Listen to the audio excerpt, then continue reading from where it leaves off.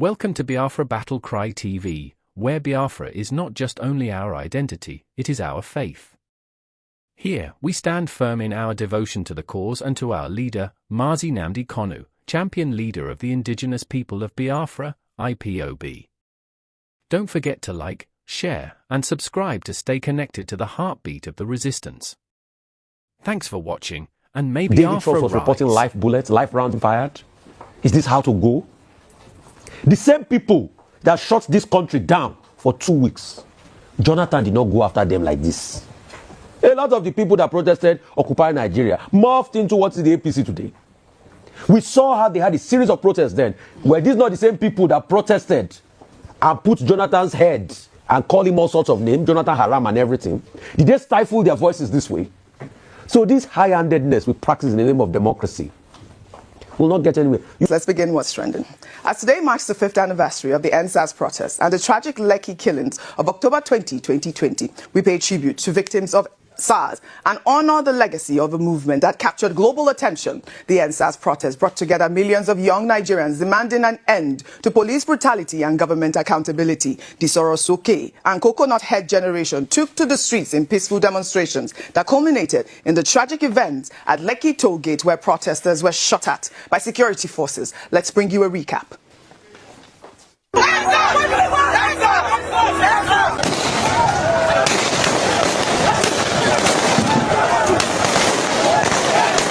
Our top story at this hour is our central story that is still developing and unfolding tonight.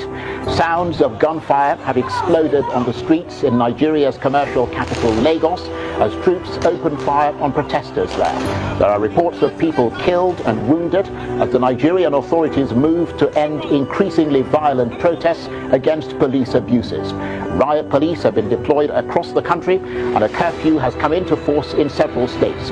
We have special coverage tonight as Nigeria witnesses a major escalation after 2 weeks of protests against police brutality. But still, the protesters have remained on the streets. Look at Lagos, ladies and gentlemen, look at over there. Look at Lagos is on fire. They're blocked everywhere. Despite video and pictorial evidence, the Nigerian army has denied opening fire and killing peaceful NSAS protesters at Lekki toll gate in the nation's commercial capital, Lagos.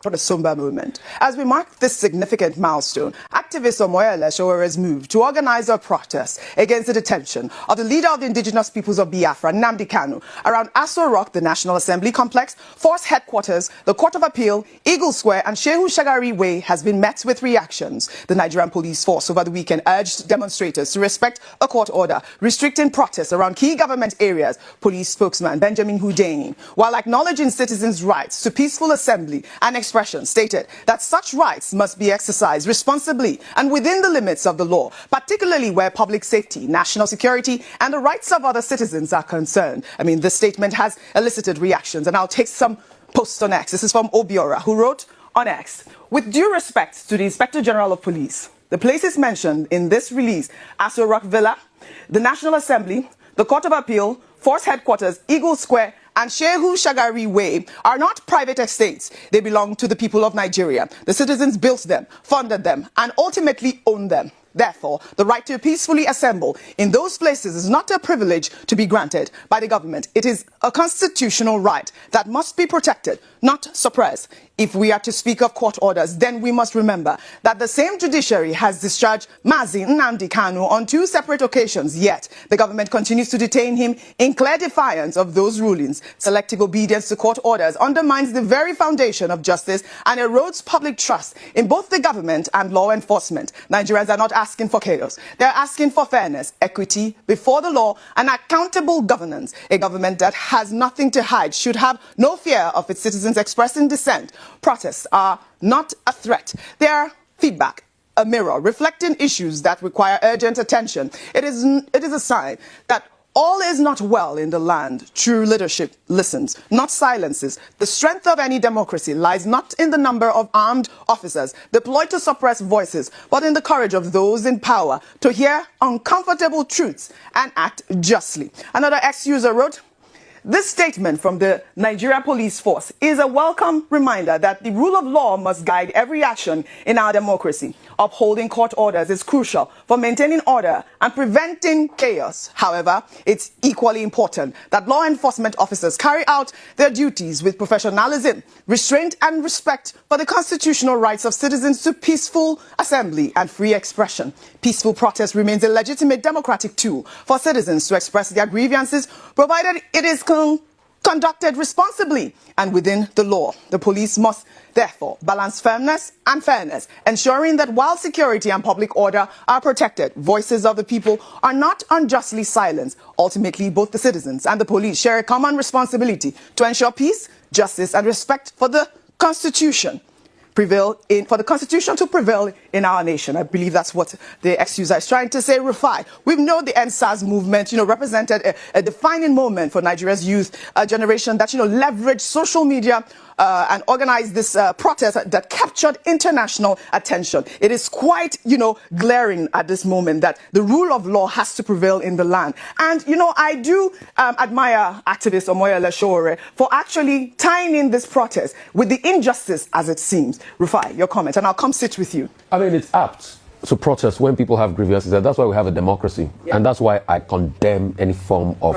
military government. Correct. Because it's a democracy, people can protest. But in a democracy, when people protest and you stifle their voice and you kill them, it makes us get sad and even question if what we're practicing democracy. And you see, I'm particularly miffed by the way they've started to stifle protests.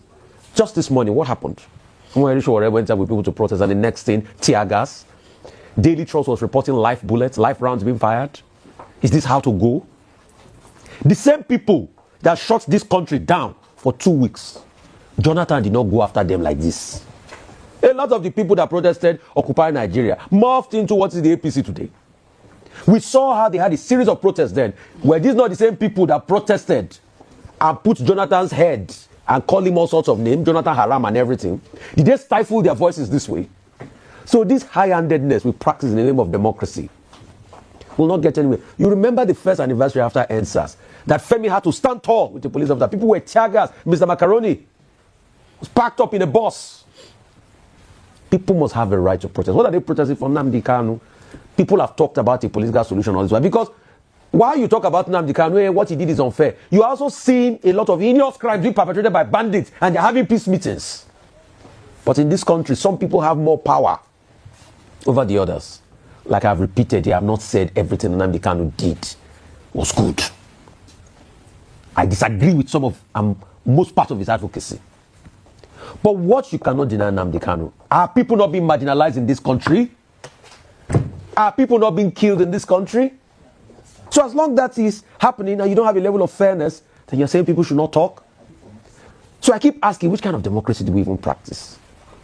When it suits them, they talk. When it doesn't suit them, they go the other way. So please, people should be allowed to protest. Police should be there to protect them.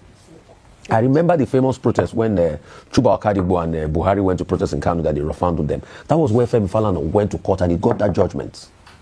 You shouldn't stifle protest. But what do we see? We see always attempt to stifle protest. What was the need going the way of tear gas canisters and the likes? What was the need? And you see, in any democracy, there must be protest. That's why the Americans are speaking up. Yes, speaking about no kings. Yes. And we must not have kings in this country. They say they should not go around the people's house. It's the presidential villa, not the people's house. No, in other parts of the world, don't people go to the White House?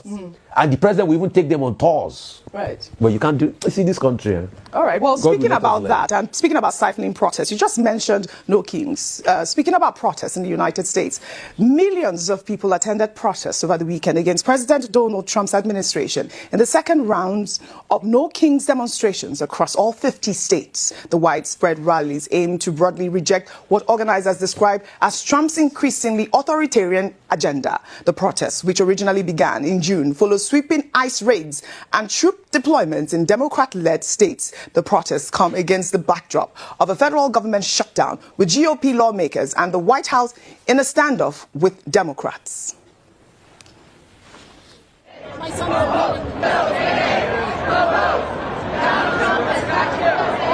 This is what democracy looks like. This is what democracy looks like. Get loud for our democracy. Release help. Release.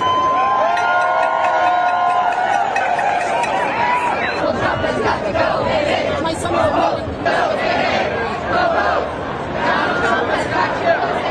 This is what democracy looks like. This is what democracy looks like. Get loud for our democracy. Release help. Limbai, look at that. It is reported that about 7 million people participated in the protests. Trump and Republican leaders have labeled the protests as anti-American. However, we saw states like Idaho, a deeply conservative state, turn out dozens of protesters. The scale and organization of these demonstrations reflect deep political divisions in America, with citizens exercising their constitutional rights, even as political leaders debate the legitimacy and impact of mass protests on governance and national unity. You didn't see where they tried to stifle this protest. Across all 50 states, yes, we saw some police out there, but this is their constitutional right, Vimbai. I think this is the key takeaway. Whether you're pro or anti this protest, the takeaway is that it was allowed to happen. It was done so in an orderly way. We get to hear, reports of skirmishes with the law enforcement officials and so forth. And this is in essence what people are saying. People are saying that whether you stand with us or whether you don't agree with our cause, we should still be allowed to express ourselves in a free way and in an orderly and secure way. Now, for me, what's happening in America is something that I've drawn parallels with Nigeria on several occasions, especially because we exercise the presidential system of governance. And of course, we know what the tension that's currently happening between the center, the federal center, Donald Trump, and opposition states, with regards to security issues, with regards to a number of other ideological differences. And now this is culminating in people coming out to say, well, we feel that this government is becoming increasingly authoritarian and we disagree with this. Of course, the response from Donald Trump is that, well, all of this is sponsored. It's anti-American and it's just sponsored to make me look bad. But the takeaway is the fact that the people are allowed to take to the streets and express themselves, whether they are sponsored or not,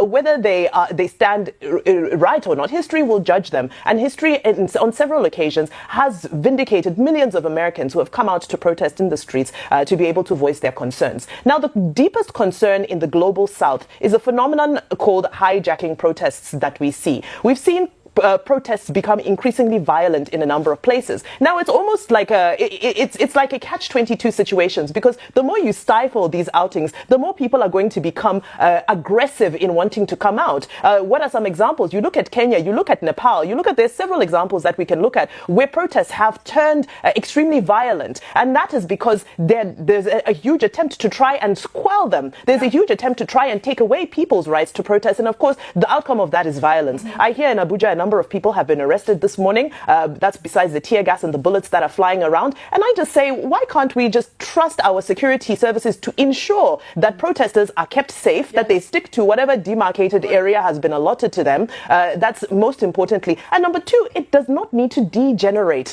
This narrative of protests being hijacked is an unfortunate one, and it needs to be brought to an end. And it's up to the police to protect protesters so that it doesn't degenerate and it doesn't get hijacked by those other people who have their own agenda. Well said, Vimbai. And you know that I believe Omoyele Sowore was saying that he hasn't been served any court order at the moment. So, we're waiting to see the developments of the story. And Arise TV will bring you guys up to speed. Thanks for watching Biafra Battle Cry TV, where Biafra is not just only our identity, it is our faith. Don't forget to like, share, and subscribe to stay connected to the heartbeat of the resistance. Thanks for watching, and may Biafra rise.